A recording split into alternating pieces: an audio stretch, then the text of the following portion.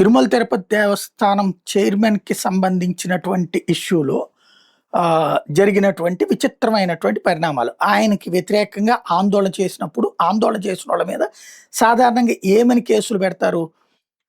ధర్నా చేశారు, లేకపోతే పర్మిషన్ లేకుండా ధర్నా చేశారని. బట్ వాళ్ళ మీద ఎస్సీ, ఎస్టీ అట్రాసిటీ కేసు పెట్టారు. ఎందుకంటే ఈ ధర్నా కేసులు వీటిట్లో వెంటనే స్టేషన్ బెయిల్ వచ్చేస్తుంది. 7 ఏళ్లలోపు జైలు శిక్ష కాబట్టి, అందులో అదేం క్రిమినల్ యాక్ట్ కాదు కాబట్టి బెయిల్ వచ్చేస్తుంది. కేసు పెట్టొచ్చు, బెయిల్ వచ్చేస్తుంది, ఇచ్చేయాలి స్టేషన్ బెయిల్.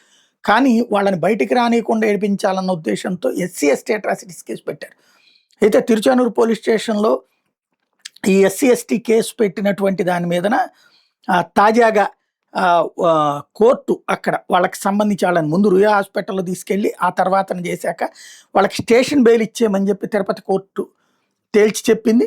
వాళ్ళని జైలుకి పంపించడానికి రిమాండ్‌కి తిరస్కరించింది. దీంతో తిరుచానూరు పోలీస్ స్టేషన్‌లో మళ్ళీ అక్కడికెళ్ళి అభినయ్ రెడ్డి వాళ్ళని పరామర్శించి వదిలిపెట్టేందుకు సహకరించుకొచ్చాడనమాట.